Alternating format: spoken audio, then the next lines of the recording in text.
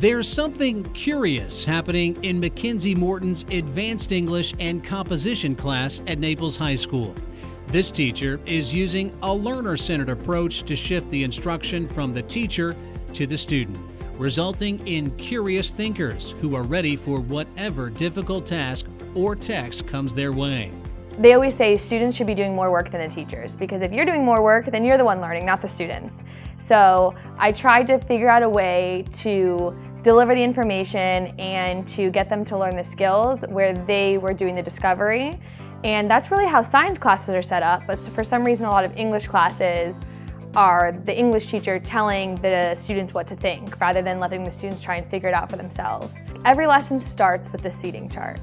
And I do seating charts maybe 3 times a week, and I'm always changing them, and the students are excited to walk in the room and figure out, okay, what arrangement are we going to be sitting in this day? And they always ask me, oh, do we have new seats today? Because they just expect that we always have new seats. And I use the seating chart to drive whatever lesson. I would say 90% of the class time is student-centered. She puts us in groups a lot and she switches us around so we get to work with everyone in the classroom and we don't just stay in one place all year and listen to lectures. She actually, lets us interact with one another. And I think that's really helpful because we get to use their perspectives and different opinions and we get to learn from each other.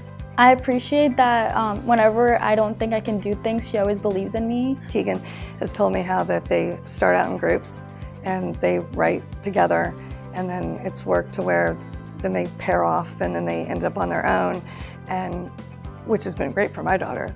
Even though she's not the most outspoken child, working in the groups because it's small enough has really helped her, and her writing ability has skyrocketed because she's learning from others too. There's been 5 teachers in Keegan's life that have affected her life, and McKenzie's one of them. By keeping her classroom learner-centered, McKenzie is able to facilitate experiences that help students develop the skills they need. This empowers her students to learn at an individual pace and to take their thinking to the next critical level, digging deeper and producing amazing results. I know for my daughter, she's a little bit of an extrovert anyway, but I think it really helped her to get to know more of the students in the class. And I think that they're more well-rounded students, and eventually they'll be good citizens just because of her.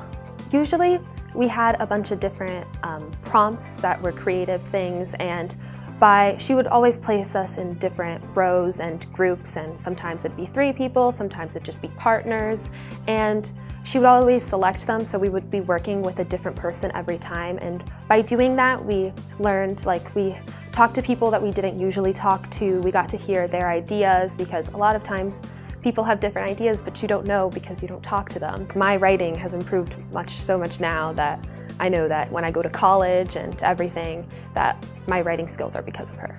My best practice has made a significant improvement in my students' writing because they go from just being formulaic writers who just follow instructions to being more creative, coming up with their own ideas, and writing at a much higher level where they will then be able to take their writing skills into college.